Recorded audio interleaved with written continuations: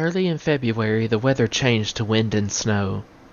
Mrs. Pitt managed to shovel a path on the sidewalk in front of her house.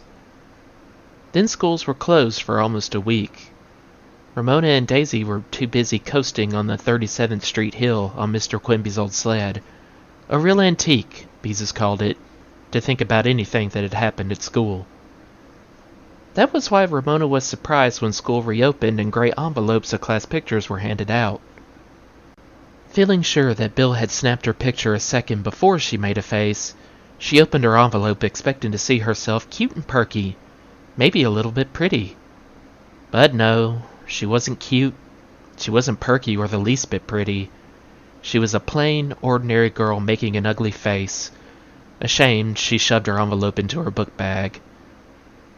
Unfortunately, everyone in the class had, in addition to a big picture and several smaller pictures, a sheet of pictures of each member shown slightly larger than a postage stamp.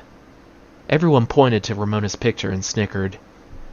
Susan said much too nicely, "It's too bad about your picture, Ramona." Daisy, who was always kind, said, "Don't worry about it, Ramona. We all know you don't really look like that."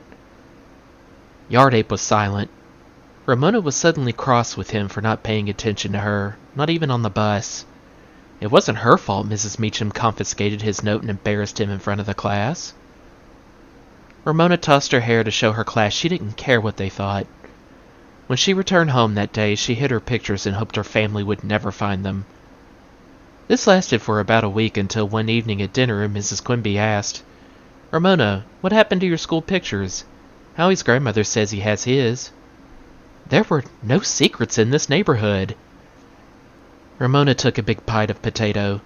She wasn't supposed to talk with her mouth full. "You don't like your picture," guessed Beezus. Ramona chewed her potato more than potato needed to be chewed. "Come on, Ramona," said her father. "We love you no matter how you look. Go get them." Ramona swallowed, sighed, and fetched the gray envelope, which she thrust at her father. He pulled out the individual pictures and passed them around to the family, who, as Ramona expected, laughed. She put on her "you hurt my feelings" expression and said, "You're being horrid to me." "I think this is a great picture," Mr. Quimby smiled at his middle daughter. "It captures the real Ramona." "It does not!" contradicted Ramona. "Your Grandpa Day is going to love this," said Mrs. Quimby, "and so will your Aunt Bee."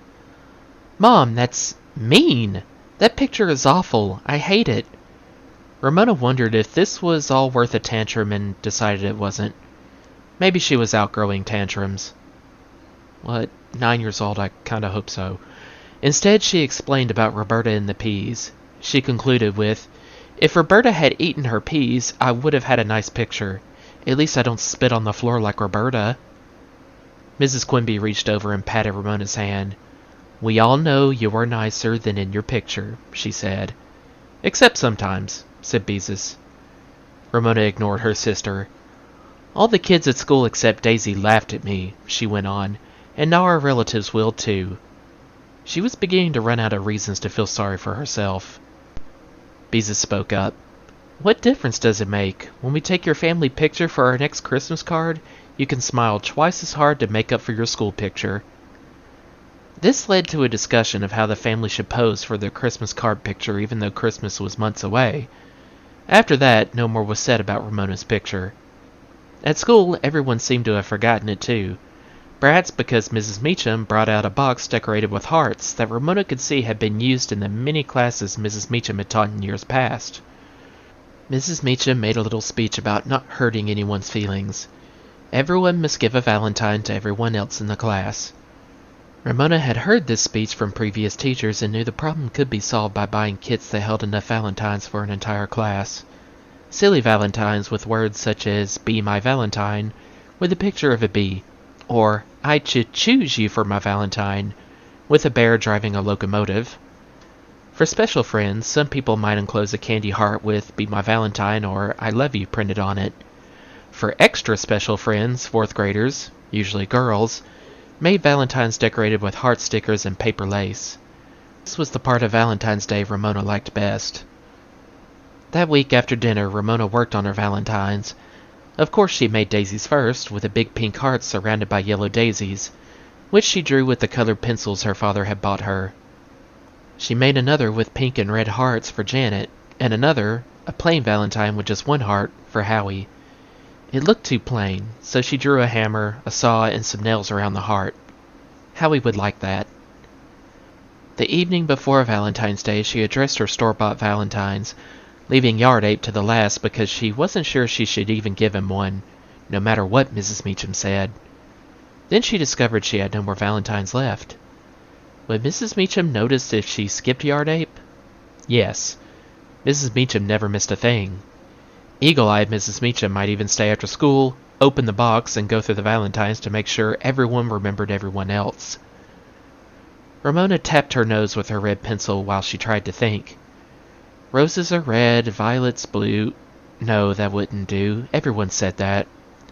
Roses are pink, No, she was cross with Yard Ape, but not that cross. "Bedtime, Ramona," said Mr. Quimby.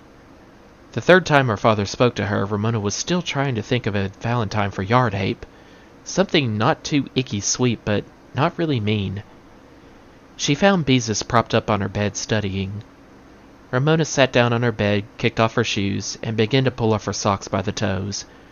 She sighed noisily to get her sister's attention, which was not the same as interrupting her when she was studying. Beezus looked up from her book. "Something bothering you?" she asked. Ramona explained her dilemma, which Beezus did not see as a problem. "Just give him one of your school pictures with the funny face you made. That way he won't know if you gave it to him because you like him or because you don't like him." Sensible Beezus. Ramona wished she had thought of this herself. She found a picture, stuffed it in an envelope, printed Danny on the front, brushed her teeth, and went to bed hoping the class would have chocolate chip cookies at the Valentine's Day party the next day. The next afternoon, after the bell rang for the last period, the room mother of Mrs. Meacham's class arrived, with a tray of cookies, peanut butter, Ramona's next to favorite, and cartons of pink punch. Mrs. Meacham opened the Valentine box and asked the Valentine monitors to distribute the envelopes. As Ramona ate her cookies, she sorted through her Valentines. Several looked interesting and a couple were lumpy, which meant they had candy hearts inside. Then she found the one she had been looking for, an envelope addressed in Yard Ape's uphill scrawl. She felt uneasy. Had she made a mistake in giving him her picture? She bit into a cookie and glanced across the aisle in time to see Yard Ape pull her photograph out of the envelope. She stopped chewing. He looked at her picture, grinned, and put the picture in his shirt pocket. Ramona quickly looked away and tore open his envelope. She pulled out not a valentine, but a sheet of tablet paper without a single heart. Printed in big letters that ignored lines were the words, "If you were eating peas, think of me before you sneeze. Signed, Yard Ape, President." An original poem. A poem Mrs. Meacham didn't have a chance to read. Ramona looked at Yard Ape and smiled. He smiled back. Then she carefully folded his valentine smaller and smaller until it was small enough to fit into the little box in which she kept her baby teeth at home. She would keep it forever.